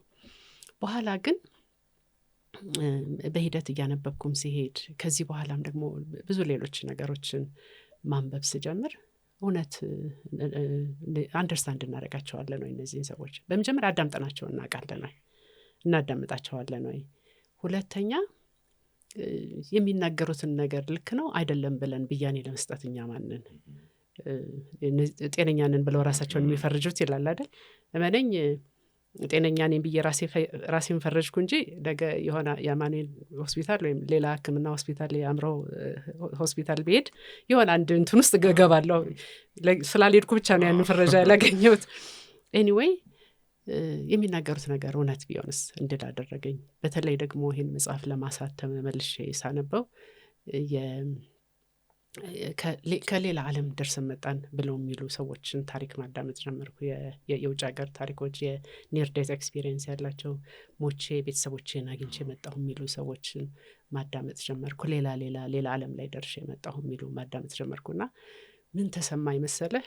ሁለት ነገር። አንደኛው ጋዜጠኛው እነዚህን ሰዎች ኢንተርቪው እያደረጋቸው ያዳምጣቸዋል። እኛ በጋዜጠኝነት እንኳን ኢንተርቪው አድርገን ልናዳምጣቸው አይደለም ባጠገባቸውም አናልፍም። ከዛ ምን ታየኝ እንዴ ወንድሜ ያው መጽሐፉ ላይ እንዳለው ጁፒተር ደርሼ መጣሁ ብሎ ሲለኝ ያው ታሟል ብዬ ተውኩት እንጂ ሪሊ ጁፒተር ምን ይመስላል ብዬው አላቅም፣ እንዴት ነበረ ብዬው አላቅም። እና ቆጨኝ። ያኔ ምን ነው ጁፒተር ሄጄ መጣሁ ሲለኝ እንደ ጤናማ ከማስብ ይልቅ እንደሱ አስቤ ኦኬ ጁፒተር ምን ይመስላል፣ ምን ነበረ፣ ማንን አገኘ የመሳሰለውን ብለው ብዬ አስብኩ። አንድ ቦታ ላይ ደግሞ ማርስ ላይ ነው የሆነ ቦታ ላይ ጦርነት አለ የሚለው አለና እሺ ምን ታየህ፣ እንዴት ይዋጉ ነበር የሚለውን አላልኩትም። ኧረ ብዬ ጦርነት ይለኛል እንዴ ብዬ ነበር ጽፌ ብቻ የተውኩትና እሱ ላይ አንደኛ ጋዜጠኞች እውነት እንደዚህ አይነት ነገር እንደሚተርክ ሰው አሁን ውጪ እነዛን ሰዎች አቅርቦ ኢንተርቪው እንደሚያደርገው ጋዜጠኞቹ የዛን አይነት ኢንተርቪው እያደረጉ ዶኪመንት የማድረግ እንትን ውስጥ ይኖረናል ወይ እውነት ኤክስፕሎር የማድረግ አንድ። ሁለተኛው ግን ሐኪሞቹ ያ ኤሪያ ስላይደል አላየሁትም ወደ ዴሞግራፊ ነው እንትን ምለው እንጂ ሐኪሞቹ ለምሳሌ 3-4 ሰው ጁፒተር ደርሰው መጣሁ ቢል ያው ታማሃል ብሎ ነው ሐኪም እንትን መድኃኒት የሚያዙለት ኦፍ ኮርስ። ግን ከዛ በተጨማሪ ግን ኦኬ 3 ሰው ጁፒተር ደርሼ መጣሁ ቢል 3ቱንም ሰዎች ይጠይቋቸዋል። ኦኬ ጁፒተር ምን ይመስላል እንዴት ነበረ ምናምንና ዋቲፍ ደርሶ መቶስ ቢሆን የሚለውን ከሳይንስ በላይ ለማወቅ ጥረት ሲደረግ የሆነው የ3 ሰዎች ታሪክ በአጋጣሚ ቢመሳሰል ጁፒተር ደርሰው የመጡ የ3 ሰዎች ታሪክ ኦኬ ሜቢ ያላየነው ዓለም ይኖር ይሆን እንዴ ብለን እንድንል ሊያደርገን ይችላል ወይ? ወይም ከሃይማኖት ጋር ደግሞ ለምሳሌ በጠበል ወይም በጸሎት ደግሞ የሚወጡ አለ አይደለ? ኦኬ መጀመሪያ ለምን ገባ ከየት ወዴት ነው የሚወጣው? እና ያ ነገር ምን ነበረ መጀመሪያ ለምን ገባ? መግባቱ የሚጎዳው ከሆነ ያንን ሰው እንዳይገባ ምን ማድረግ እንችላለን የሚለውን ለመከላከል ማለት ነው ለመነጋገር እንችላለን። ግን የሚወጣው ምንድን ነው እንደ ሳይንስ ልናውቀው የምንችለው ምን ላይ የበለጠ እንመራመርበት የሚለውን ነገር እንድንለው ሊያደርገን እንችላለንና ብቻ ዝም ብዬ ፍልስፍናውና መመራመሩ እንዳለ ሆኖ ብናዳምጣቸው የሚል እስኪ አጠገባችን ሲሉ አዳምጧቸውና ደግሞ በጣም ደስ የሚለው ስታዳምጣቸው ደግሞ ደስ ይላቸዋልና ይነግሩሃል። አንተ ሰምተህ ማታውቀውንም ታሪክ ያወሩልሃልና ፕሮባብሊ ማዳመጥም ሂል የሚያደርግ ከሆነ ምናልባት እየረዳናቸውስ ቢሆን እንዲድኑ። ስለዚህ እናዳምጣቸው። እጭ ብለን ትተናቸው ሄደን ህመሙን የበለጠ ከምንጨምረው አዳማጭ ሆነን ከህመሙ እንዳይበረታ የሚቀንስ ነገር ውስጥ ልንገባ እንችላለን የሚል ነው።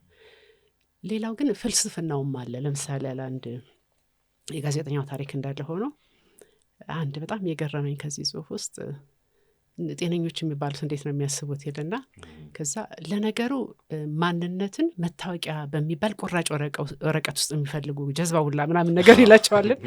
እና አንድ ጊዜ ባንክ ሲሄድ መታወቂያ ስትለኝ እኔ እኮ አለሁልሽ ለምን ነው መታወቂያ የምትፈልጊው ስል ነው አይ መታወቂያ ያስፈልገኝ እኔ እያለሁኝ። ስለዚህ ኦኬ ለነገሩ ከኔ ይልቅ ቁራጭ ወረቀትን እንድታምኝ ተደርጎ የተሰራች ስለሆንሽ አንቺ አይፈረድብሽም፣ እኛ ጤነኞች የምንሄደው አካሄድ ነው ምናምን ብዬ ስቄ ዝም አልኩና ኦኬ ስለዚህ ይህንን እንደዛ አይነት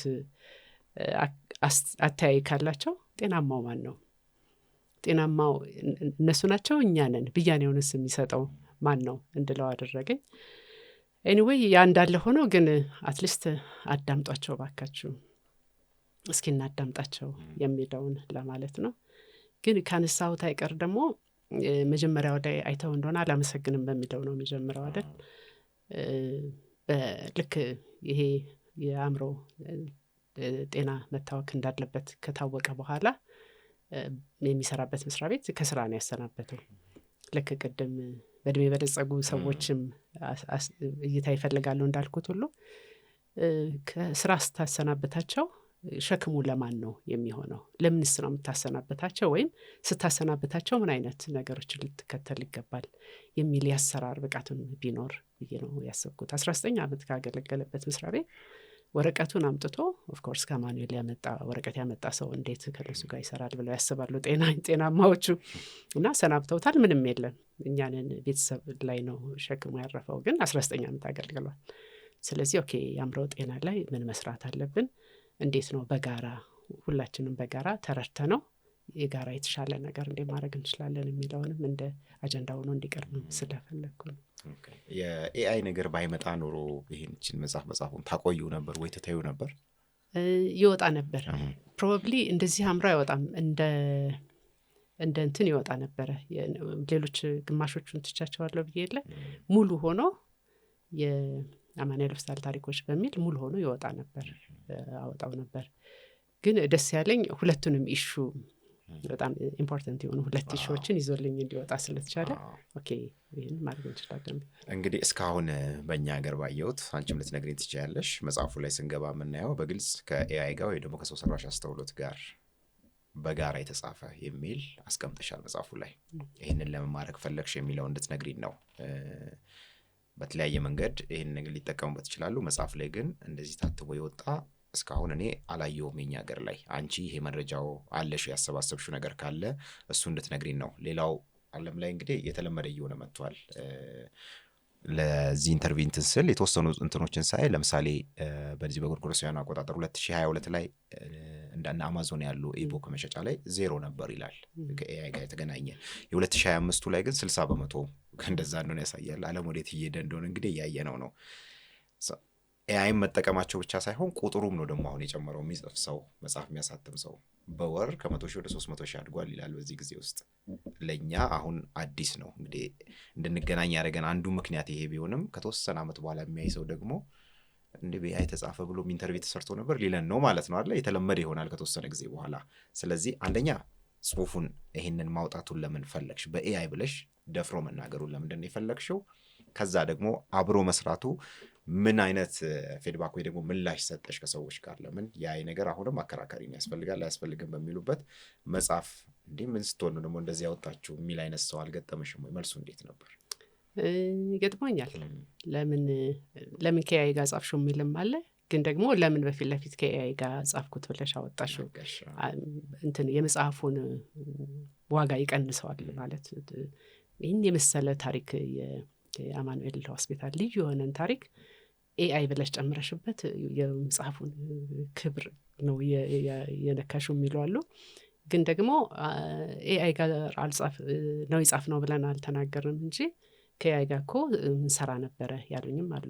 ጽሁፎቻችንን የወጡ ጽሁፎችም ከኤአይ ጋር ነው ይጻፍ ነው፣ ኤዲቲንግ እንደዚህ አንዳንድ ነገር የሰራልን አለ። ግን ከኤአይ ጋር ነው ይጻፍ ነው ብለን አላልንም ብለዋል። በፊት ለፊት እንዲወጣ የፈለኩበት አንደኛው በቃ ኤአይ እንደዚህ አይነት ደረጃ ደርሷል ስለደረሰ ለምን አንጠቀመው? ምክንያቱም ሁላችንም በቃ መናገር የምንፈልገው ታሪክ አለ፣ መጻፍ ግን ስለማንችል ትተነዋል። አሁን ግን ለመጻፍ የሚረዳን አንድ ቱል አጠገባችን መጥቷል። ለዛውም ድንቅ በሆነ የአጻጻፍ ዘይቤ የሚጽፍልን ድንቅ ቱል መጥቷልና ለምን አንጠቀመውም? ስለዚህ መጽሐፍ የምንፈልገውን ውስጣችን ያለውን መጽሐፍ ወደ እውነተኛ መጽሐፍ እኮ ልንቀይረው እንችላለን የሚለውን ነገር ያሰብኩትና ኦኬ እሱን አለ ቱሉን ተጠቀሙ ጻፉበት የሚለውን ለማውጣት ነው። በተጨማሪም ግን እንወያይበት እስኪ። ስነ ጽሁፍ ይጠቅመዋል ወይስ አይጠቅመውም? አደጋ ውስጥ ነው የሚከተው ወይስ እንደተባለው የተሻለ ነገር እንድናደርግ ይጠቅመናል የሚለውን ሲለ ውይይት እናቅርበውና እንወያይበት ይህንን ጉዳይ። እኔ እንደ ጥሩ ነው የማየው። እንዳልኩት መጽሐፍ የሚፈልጉ ሰዎች ጽሁፋቸውን በቀላሉ እገዛ የሚያደርግላቸው እያለ እንዲጽፍ ያደርጋሉ። እንደውም ያየሁት ምን መሰለህ፣ አንድ ጓደኛዬም እስኪ ይሄልኝ ብሎ ከኤአይ ጋር የተሰሩ ስራዎችን እስኪ ይሄልኝ ብሎ ልኮልኝ ነበርና እዛ የእሱ ጽሁፍ ላይ ያየሁት እሱን ነው። እሱ የራሱ ስታይል አለው፣ አነጋገር ስታይል አለው፣ የሚጠቀማቸው ቃላቶች አሉ። እዛ ውስጥ ያየሁት እሱን ነው። ራሴ የጻፍኩት ጽሁፍ ላይ ደግሞ በተለይ የአማኑኤል ሆስፒታሉን ስለሆነ መልሶ የጻፈው የኔን ቀለል ያለ አማርኛ አጠቃቀምና የኔን ስታይል ነው ያየሁት። ስለዚህ ራስህ ጋይድ እንዴት እንደምታደርገው ስለሆነ ራስህ ልጻፍክ ባልክ ቁጥር ራስህን ታገኘዋለህ። ግን ደግሞ የበለጠም ላርግ ባልክ ቁጥር የበለጠ ታደርገዋለህ። ለምሳሌ አንድ ሰሞኑን የገጠመኝ ልንገርህ። ከኤአይ ጋር እየሰራው እያለ አንድ ከዛሬ 4-5 ዓመት በፊት የጻፍኩት ጽሁፍ ነበርና ይሄንን ጽሁፍ እስኪ ጸጋዬ ገብረ መድኅን አድርገህ አቅርብልኝ አልኩት። ስለው ያው በደቂቃ ነው አይደለም የሚሰጠው። ጽሁፉን በሚገርም ቃላት ለውጦ የጸጋዬ ገብረ መድኅንን ቃላቶች የሚጠቀሙ አባባሎች ለውጦ ባንዴ አቀረበልኝ። ኦኬ እንደዛ ከሆነ ይሄ እኔ ጻፍኩት አይደለም፣ የኔም ስታይል አይደለም፣ ግን ደግሞ ጸጋዬ ገብረ መድኅን አድርጎ እንዲያወጣልኝ አድርጎታል። ስለዚህ ኦኬ ምን ማለት ነው? ይሄን እንዲህ አይነት ውይይቶችን እንግዲህ የደራሲያን ማህበር ሊነጋገርበት ይገባልና ፕሮባብሊ የሚሆነው ምንድን ነው ብዬ የማስበው ከውይይት በኋላ የምናዳብረው ሊሆን ይችላል። 2 አይነት መጽሐፎች ሊኖሩን ይችላሉ ብዬ አስባለሁ። ልክ ለምሳሌ ያህል ስዕል የሚስሉ ሰዎች በቀለም እያጠቀሱ የሚስሉት ስዕል አለ አይደለ? እሱ በቃ በቀለምና በብራና የተሳለ ስዕል ነው፣ ግን ደግሞ ፎቶግራፍም አለ። ስለዚህ አንተም በቀለምና በብራና ብስልህ ወይም ፎቶግራፍህን አሳምሬ ባወጣው የቱን ነው የምትመርጠው የሚለውን ያለ ይሄ በሰውኛ በቀለም የተጻፈን፣ ይሄ በማሽን እገዛ በካሜራ እገዛ የወጣ የፎቶግራፍ ማንነት ነው። ስለዚህ አሁን በሂደት በዘመናት እነዚህ በቀለም በብራናና በቀለም የሚሰሩ ስዕሎች በጣም ውድና ልዩ የሆኑ እንደሆኑ እናውቃለን አይደል? ስለዚህ ሜቢ መጽሐፍም ያለምንም ማሽን እገዛ ሰው ብቻ ይጻፈው፣ ፕሮባብሊ መጀመሪያ በስክሪፕቶ ተጽፎ በኋላ ታይፕ የተደረገም ሊሆን ይችላል። ሰው ብቻ የጻፈው ብርቅዬ የሆነ ምንም ማሽን እገዛ የሌለበት አንድ አጻጻፍ ይኖራል ደው ይቆያልም። ምክንያቱም ቀለሙንም ስዕሉንም ይዘን ቆይተናል አይደል? ካሜራው ወደኋላ አላስቀረውም። እሱን አይነት የሚጽፉትን ምን አይነት ስም እንስጠው? በኤአይ እገዛ በማሽን እገዛ ደግሞ መልሰው የተጻፉትን ምን አይነት ስም እንስጣቸው የሚለውን ፕሮባብሊና መለኪያ ውስጥ ምን ይሆን የሚለውን በሂደት ተነጋግረን ብያኔ ልንሰጥበት የምንችለው ይሆናል። ግን ወደፊት ግን በእርግጠኝነት ነው የምልህ መጽሐፎች ይበዛሉ። አሁን 300,000 ያልከው መጽሐፎች ይበዛሉ። ሜቢ ዲጂታል የሆኑ መጽሐፎች ፕሪንት ማድረግ ትንሽ ውድም ስለሚሆን ዲጂታል በቃ ስለ አንድ ታሪክ እጽፋለሁ፣ ስለ ከደጃችሁ ጀምሬ ዛሬ ስላደረስኩበት ማንነት ጻፍልኝ ይለውና ያንን በዲጂታል ዓለሙ ሼር ማድረገው መጽሐፍ ሊሆን ይችላል። ስለዚህ ሁሉም የየራሱን ታሪክ ሼር ማድረግ የሚፈልገውን የሚጽፍበት አጋጣሚ ይኖራልና የዲጂታል ዓለሙ ላይ ሰፋ ያለ ነገር ሊኖር ይችላል። ግን ደግሞ ሰውኛ የሆነው በዛው በዋናው ጸሐፊ በሚጽፈው ማንነት የሚጻፉ መጽሐፎችም ይኖራሉ። ግን እንዴት አድርገን እንጠብቃቸው፣ እንዴት አድርገን ይዘናቸው እንቆይ የሚለው ነገር ነው። ከዚህ ጋር ትንሽ የሚያሳስበኝ ነገር እንደው ታውቃለህ፣ አማርኛን አሁን ቆንጆ አድርጎ ይዞ እንዲቆይ በጣም አሁን ቀላል አማርኛ ነው የማወራው። በጣም እንትን ያለ አማርኛ የለኝም። ዝም ብዬ አዲስ አበባ ደጃችሁ ቤት ስላደኩኝ ቀለል ያሉ አማርኞች ነው የምጠቀመው እንጂ በጣም በቃላት የበለጸጉ እንትኖች የሉኝም። ስለዚህ ሜቢ እንደዛ ቆንጆ የሆነ እዛ ሎከሉ ሊናገረው የሚችለው ማንነት የቋንቋ ማንነት ይዞ እንዲወጣ በእኛ በኩል ምን አይነት እገዛ ልናደርግለት ይገባል ኤአይን የሚለውን ማሰብ ይኖርብን ይሆናል። ወይም ደግሞ አሁን ራሱን እያሳደገ ስለሆነ እኔ አሁን 4 ወር አብሬው በቆየሁት ውስጥ ራሱን በጣም ለውጧል። አማርኛውን ለውጧል። የቃላት አጠቃቀሙም ተለውጧል። የነጠላ ሰረዝና የድብርብ ሰረዝ አጠቃቀሙ፣ እነዚህ ሞክሼ ፊደላት አጠቃቀምም እየተለወጠ ሄዷልና ስለዚህ እዚህ ላይ በዋነኝነት እውቀቱ ያላቸው ሞክሼ ፊደላት አጠቃቀሙን እንዴት እናግዘው፣ ጥሩ ቃላቶች እንዲጠቀሙ ምን እናርግ፣ በእኛ በኩል ሊኖረን የሚገባው ሮል ምንድነው የሚለውንም ዲፋይን አድርጎ በቃ ጨርሶ አማርኛ በቅቶኛል ከማለቱ በፊት እንዴት አድርገን እገዛ አድርገንለት ወደዛ ማሸጋገር እንችላለን የሚለውን ሜቢ ልናስብበት ይገባ ይሆናል። በተጨማሪ ግን ዓለምም ራሱ የሚሄደው ነው። የዓለም በጣም እየፈጠነ ሲሄድ እኛ ደግሞ እንደ ሀገር በዚህ በፍጥነት ውስጥ አብሮ ሊፈጥን የሚችል ወጣት ትውልድን እንዴት አድርገን ልናፈራ የምንችለው፣ እንዴት አብረን እንፍጠን የሚለውንም ሜቢ ማሰብ ይኖርብን ይሆናል። እየተደረገም ነው፣ ብዙ ነገሮች እየተደረጉ ነው። ግን ደግሞ የዲጂታል ዲቫይዱ አለ አይደለ? አክሰስ የሌላቸው ብዙ ስላሉ እነሱን ውስጥ በፍጥነት እንዴት ልናደርግ እንችላለን፣ እዛ ላይ ደግሞ የኔ ድርሻ ምንድን ነው የሚለውን ሁላችንም ደግሞ ድርሻችንን ወስደን ምን ማድረግ እንችላለን የሚለውን ልናደርግበት እንችል ይሆናል እያስባለሁ። በጣም በጣም ጥሩ ቱል እንደሆነ ነው። እንግዲህ ያው ነገሩ ይሄ ጄኔሬቲቭ ኤአይ ነገር ማከራከሩ እንዳለ ሆኖ ነው አሁን እያወራን ያለ ነው እና ባለፈውም የነበረ ዝግጅት ላይ አንቺ ሀሳብሽን ያቀረብሽበት ላይ ምን ያክል ሰው አንዳንዱ በቁጣ እንዴት ተደርጎ የሚል አይነት ነገር ሲያነሳ፣ አንዳንዱ ደግሞ ለማይቀርልን የሚል ነገር ሲያነሳ ነበር። ያንቺን መንገድ አሁን ትንሽ እንድትነግሪኝ ነው። 4 ወር ስትይን ስትጀምሪ ከነበረው እንግዲህ አሁን ስለ ፕሮምፕት አጻጻፉንም በደንብ መረዳት ራሱ አንዱ ራሱን የቻለ ነገር ነው። እንዴት ነው የምጠይቀው፣ እንዴት ነው ከሱ ጋር ማውራው የሚለውና ስትጀምሪ የነበረበትና በ4 ወሩ የሄድሽበትን መንገድም ንገሪን። እንግዲህ አጀማመርሽ ላይ ሳስብ እስቲ እንደው ዝም ብዬ ጉዱሌው አይነት ብለሽ የጀመርሽ ይመስለኛል እንጂ እርግጠኛ ሆነሽ አልጀመርሽም። ያን ብዙ ሰው አሁን ፈርቶት ዳር ይቆማልና የማይቀር ነገር እየመሰለ መጥቷል። ስለዚህ ያንቺ መንገድ ለሌላውም ሊያስተምር ይችላል ብዬ ነው። ስትጀምር የነበረውን እንዴት ነበር ታወሩ የነበረው፣ ከዛ በኋላ እንዴት እያደገ መጣ፣ አንቺም መጠይቂበት መንገድ፣ እሱም ደግሞ በየጊዜው የሚሰጠው ምላሽ እንዴት እየተለወጠ እንደመጣ ትንሽ ያንቺን ልምድ እንድትነግሪኝ ነው። እውነት ነው።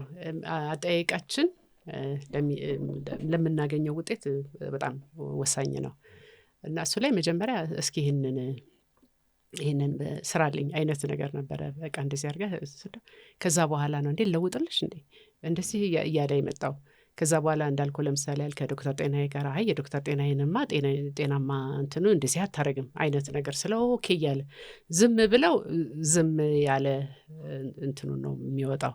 ስለዚህ ኢንተራክሽኑን ልክ አሁን እናንተ የምንነጋገረው አይነት ኢንተራክሽን አድርጎ ስትጽፍለት በድምጽም ሊሆን ይችላል፣ እኔ በጽሁፍ ነው ይህንን እንዲህ ያደርግልኝ በደንብ ግልጽ በሆነ በጸጋዬ ገብረ መድህንኛ ብትጽፈው ደስ ይለኛል። ቢሆንም ግን ደግሞ ይህንን መጽሐፉ ላይ ያለውን ላይ ያተኮረ ብቻ አድርገህ ብትጽፈው ጥሩ ነው አይነት አድርገህ ብትለው ያንን መጽሐፍ ላይ ያለውን ዘይ ብቻ ያደርገውና ሌሎቹ መጽሐፍ ይተዋል። ወይም ደግሞ ከተጻፉት ጽሁፎች በሙሉ ብሌንድ አድርግና አንዱን ደግሞ ስጠኝ ስትለው ደግሞ ያንን ያደርጋል። ስለዚህ በሂደት የተረዳሁት ምንድነው መጀመሪያ ስሰጠው አንደኛ ይችላል ብዬ አላሰብኩም ነበር። ሆነ ለመናገር በፊትም ጠቀመው ቻትጂፒቲ ነበርና አማርኛው ብዙም ስለማያስደስተኝ ነበረ። ኦኬ በቃ አማርኛ አይችሉም ብዬ ነበረ። በኋላ ወደ ጀመናይ ሲሄድና አብሬው ደግሞ እየቆየው በሄድኩ ቁጥር እያደገ በጣም በሚደንቅ ቃል ይጽፍ ስለነበር ከዛ በኋላ ደግሞ ይሄን ጽሁፍ ስጠኝ ካልኩት በኋላ ልጨምርልሽ እንደ እያለ የሚጨምረውን ሳይ ኦኬ ለካ እኔ ራሴ እሱ ልጨምርልሽ ከማለቱም በፊት በቃ 4-5 ቻፕተር ትጨምርልኛለህ፣ ቻፕተሩ ላይ ግን የሱ ሳይሆን እኔ የምፈልገው ቻፕተሩ ላይ ግን ይሄንን ጨማምረህ ታካሚዎቹ በጣም ደስ ብሏቸው እየሳቁ እየደነሱ ምናምን ያሉበትን አድርገህ ትጨምርና እንደዚህ ምናምን ብለው እኔ እንዲወጣ የምፈልገውን አይነት አድርጎ ይዞ ይወጣልና ልክ ነው። እንዴት አድርገን ጋይድን ማድረግ እንዳለብን ማወቅ አለብን። በሂደት እየተቀየረ ሄዷል። አማርኛው በጣም ልዩ እየሆነ ሄዷል። ግን ደግሞም ያንን የተሻለ አውትፑት ለማግኘት ካንተ በኩል ምን አይነት ነገር ብጠይቀው ጥሩ ነው የሚለውን ሬዲነሱ ሊኖር ይገባል ብዬ አስባለሁ። ግን ራሱም አሁን ጠያቂ ሆኗል። ልጨምርልሽ እንደ ካለ እኮ እሱ ራሱ ጠያቂ ሆኗልና ከእሱ ጋር የሚኖርህ ኢንተራክሽን እየቆየ በሄደ ቁጥር ደግሞ አንተንም አንደርስታንድ ያደርገዋል። አሁን ለምሳሌ ለዚህ መጽሐፍ ላይ ከጀርባው የፍቅር ፈረስ ይከተላችሁ የሚል አለ አይደለ? አንድ ምርቃት። ከዛ አንድ ከተነጋገርኩ ወዲያ በቃ በልቻው ብዬው ሲሄድ እሺ ሰኒ የፍቅር ፈረስ ይከተልሽ አለኝ። ኦኬ ለካ ታሪኬንም ያስክ መቆየት ጀምረሃል ማለት ነው። ስለዚህ ከዚህ መጽሐፍ ላይ ከኔ ጋር ያያዘው ማንነት አለ። ስለዚህ ማንነትህንም አብሮ የሚያውቀው ነገር ይሆናልና እየቆያችሁ ስትሄዱ አብሮ ከአንተ ጋር የሚኖረው ኢንተራክሽን እየበለጠ ይሄዳል። የምትፈልገውንም ስለሚያውቅ አስቀድሞ ሊነግር ይችል ይሆናል ብዬ ገምታለሁ። ግን ፕሮምፕት ኢንጂነሪንግ ላይ በደንብ ማወቅ የምጠይቀውን ጥያቄ ማወቅ የምትፈልገውንም አውቀህ ከሄድክ የተሻለ አውትፑት ሊኖር ይችላል ይገምታል። ያስፈራሻል አንቺን ይሄ ነገር ስታስቢ ወደፊት ደስ ይለኛል ብዙ ሰዎች ይላሉና ያንቺን ነገር እስቲ? በጣም ነው ደስ የሚለኝ። እንደውም ለምን ቀድሞ አልመጣም እላለሁ። ምክንያቱም ለምሳሌ አሁን ስለ ዴሞግራፊ ሳስብ ምን እለዋለሁ፣ ይኸውልህ ዴሞግራፊ አሁን ቆጠራ አላደረግንም፣ ፕሮጀክሽን ነው የምንሰራ ያለ ነው። ስለዚህ ከሌሎች ሀገሮች ጋር አወዳድርና የኛ የፕሮጀክሽንን አይተኸው እስኪ ምን ልንጠብቅ እንችላለን የሚለውን እስኪ ንገረኝ ካልኩት በቃ በሙሉ እዛ ያለውን ዳታ በሙሉ ያስስና በአንድ ደቂቃ በሁለት ደቂቃ ውስጥ ይነግረኛል። በቃ ፕሮጀክሽኑ እንደዚህ ነው፣ ይሄ አካሄድ ሊሄድ ይችላል ምናምን። ያንን ሜቢ የዛሬ 10 ዓመት ከ10 ዓመት በፊት መጥቶ ቢሆን ኖሮ አሪፍ ነው፣ ደስ ይል ነበረ። ያንን መቼ የት ነበር የማገኘው መሰለ? ከብዙ ፕሮፌሰሮች ጋር ዲስከስ አድርጌ እነሱም ገና ኢንተርኔት ገብተው መጽሐፍ አንብበው እንደዚህ የሚሰጡኝ የነበረው እነሱ በደቂቃ ከብዙ አንግሎች አይቶ የሚሰጠኝና ምናለ ይሄ ነገር ቀድሞ ቢመጣ ኖሮ እኮ በጣም የተሻለ ነገር ልናደርግበት የምንችለው ነገር ነበር እላለሁ። ግን ደግሞ ረፈደ ማለትም ቀረ ማለት አይደለም። አሁንም እንዴት እንጠቀምበት፣ ምንድን ነው ልናደርግ የምንችለው የሚለውን በደንብ በፍጥነት 1 ወር ሙሉ መጽሐፍ አንብቤ ላገኘው የምችለውን 2 ፔጅ እሱ በ2 ደቂቃ የሚሰራልኝ ከሆነ ስለዚህ 1 ወር አትርፎልኛል ማለት ነው። እሱ ላይ ኦኬ በጣም ጥሩ ነው፣ ምን አለ ቀድሞ በመጣ እንድና እንድቆጭ ነው እንደውም የሚያደርገኝ። ግን ደግሞ የተሻለ ወደፊትም የተሻለ እንደሚያደርግ እምታለሁ። እሺ እንግዲህ ጥያቄዎችን ጨርሻለሁ። ጥሩ ጊዜ ነው የነበረን። ምናልባት የመጨረሻ ጥያቄ ሊሆን የሚችለው ቅድም ጠቀስ አድርገሻል፣ እነዛ ቁርጥራጭ ጽሁፎች ገና ላስቲክ ሙሉ ቤት ውስጥ አሉ ብለሻል። ምን እንደው የምታደርጊያቸው ከዚህ በኋላ ተመሳሳይ መጽሐፎች ይመጣሉ ወይ? እሱ ላይ ትንሽ ነገር እንድትነግሪኝ ነው። ከመጣስ አሁንም ከኤአይ ጋር ነው ከዚህ በኋላ መሰሪው? ቁርጥራጮቹ ላይ ምን ማድረግ እንደሚገባኝ አላሰብኩም። ግን ሜቢ ለምሳሌ ቀጣይ መጽሐፍ ይኖር ብንልና ከተሰበሰቡት ቁርጥራጮች ውስጥ እንደዚህ ጎልተው ሊወጡ የሚችሉ ደሳስ የሚሉ አባባሎች ካሉ መልሰን ልናወጣው እንችል ይሆናል። ግን ደግሞ ይሄኛው መጽሐፍ ማውጣቱ በተለይ አእምሮ ጤና ላይ ትኩረት ልንሰጠው የሚገቡ ነገሮች አሉ የሚለውን ነገር ስለሆነ አትኩሮ የሚያየው ሌሎችም ለምሳሌ ያለ በመንገድ ላይ የምናገኛቸው ቤተሰቦቻችን ውስጥ ያሉትን ወይም አማኑኤል ሆስፒታል የሚሆን የአእምሮ ሕክምና ያለበት ቦታ በሙሉ ስንሄድ እንዴት አድርገን ብናዳምጣቸው ጥሩ ነው፣ እንዴት እናክብራቸው፣ እንዴት የሚሉትንም ሰምተን ኦኬ ብሎ ወደ ራስ አምጥቶ የተሻለ አንዴ ምን እንስጥ የሚለውን ግን ደግሞ መመራመርም ሊያስችለን በሚችል መልኩ ሊያነጋግረን ይችላል የሚለውን ነገር ማሰብ ነው ያሉት። ሌላ መጽሐፍ የሚፈልግ ሰው ቢኖር በደስታ ሰጣለን ቁርጥራጭ ወረቀቶች። ግን ሌላ ተጨማሪ መጽሐፍ ቢወጣ ብዬ ግን ብዙም እንትን አላልኩትም። ይሄኛው መጽሐፍ ግን የአእምሮ ጤናን ወደሚቀጥለው ደረጃ ቢያሸጋግርና ሐኪሞቹም ሪሰርቸሮቹም ጋዜጠኞቹም እስቲ ስለ ጁፒተር ንገረኝ እስኪ የሚል አንድ ጋዜጠኛ ወጥቶ በጣም በቅንነት ጁፒተርን ለማዳመጥ የሚፈልግ ኦር ይከተሉኛል እኮ ብለው የሚለውን ኦኬ እንደማን ናቸው የሚከተሉ፣ ምን አሉ፣ ምን አይነት ነው፣ ቀይ ነው ነጭ ነው ምንድን ነው የሚከተልህ የሚለውን እንትን ብሎ ሪሰርች ለመስራት በሚያስችል መልኩ ኦር ምንድን ነው ያላወቅነው ነገር አለ ወይ ብሎ ወደሚቀጥለው ሊያሸጋግረን የሚችል መልኩ የምናዳምጥ ከሆነ ጥሩ ነገር አድርገናል ብዬ አስባለሁ። እና ፕሮባብሊ ከእንግዲህ ወደዛ ነው የማመራው። ሜቢ በደንብ ማዳመጥ እንድችል መረዳት እንድችል ሌሎችንም ከዛ ጤናማ ከሚባለው ግሩፕ ውስጥ ትንሽ ወጣ ብዬ ምንድን ልናደርግ እንችላለን የተሻለ የሚል ቅድም እንዳልኩ ደግሞ ከስራም ስለተሰናበተ ወንድሜ ከእንግዲህ እንዲህ አይነት ውሳኔ ከመወሰኑ በፊት መስሪያ ቤቶች